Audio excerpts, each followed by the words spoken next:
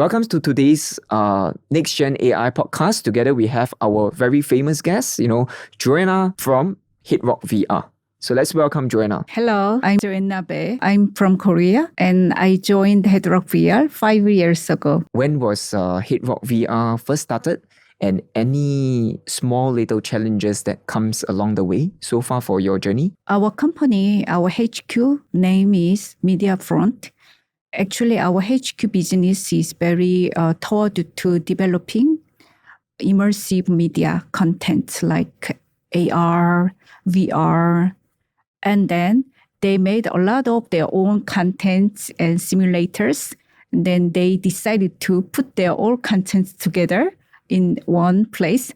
It is HeadRock VR. Can you just also help us to visualize how your place look like? What different kind of stations? What were people excited to go towards to? Okay, so HeadRock VR is the first theme park, virtual reality theme park in Singapore. And we have 8 virtual reality stations.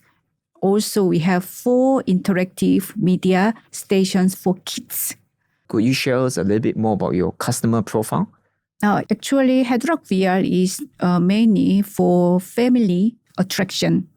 So family with primary and secondary school kids.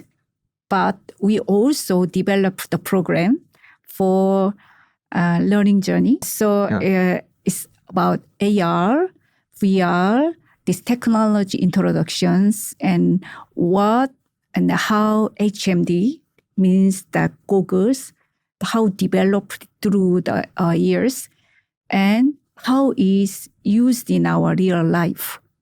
For example, Singapore Police Force SPF. use virtual reality training program to for their site investigation. So virtual reality being used for their training. Training. Yes. Simulated training. Yes. Okay. So we are showing this kind of examples to kids. Then they understand that virtual reality is not only about games. In today's episode, we also just want to understand a little bit more. Who are the kind of corporates who have came and visited you guys? Could share some examples, which industries they are in? Actually, in the beginning, we have a more technology industry groups, A-Star, SGX, also Systic, and Singtel, and some groups coming, and also Catholic high school teachers came down for team building. And so we see a lot of like teams and small, can be 20 to 30, the groups coming, or can be 100 people. Even 100 people? Yeah, it's like company big event.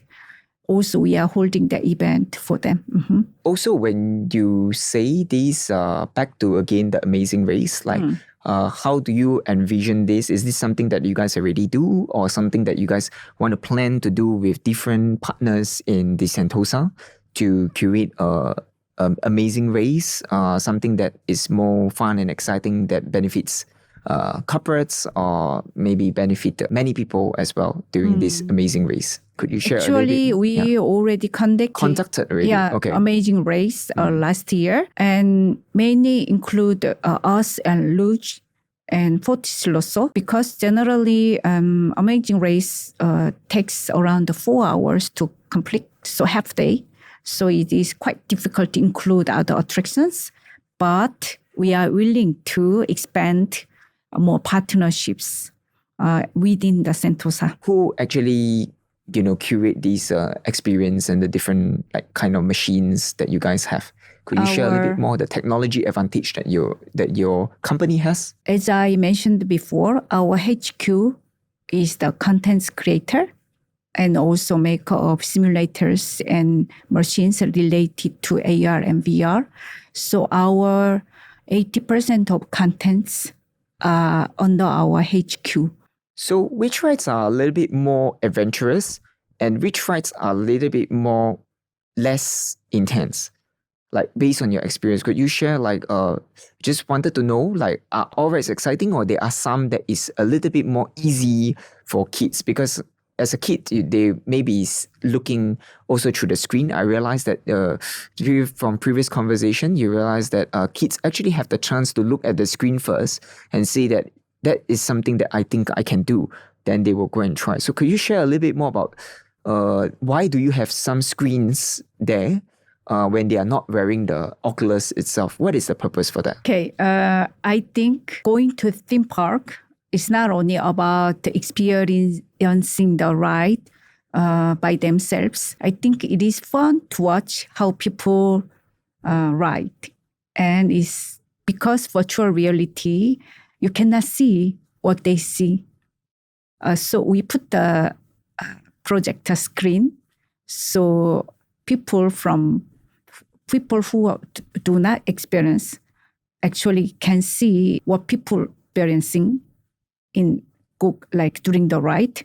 Just want to know, within this year to maybe a few years later, what's really important for you and your team these days when it comes to your current business? I think recently we plan to work with to put digital AI avatar to greet people in different languages. Actually, this collaboration gives the chance to show that HeadRock VR is very friendly to updated technologies, and wants to share the experience with them. Then also we want to explore the kind of group activities.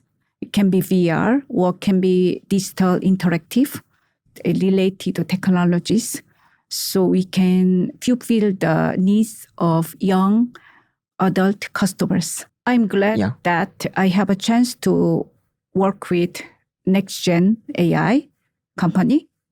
And one of it is digital about AI avatar, which will be placed in our place. And also I had a chance to meet a National Library Board connected by this company. Then I didn't know that National Library Board is conducting digital kind of learning journey or training.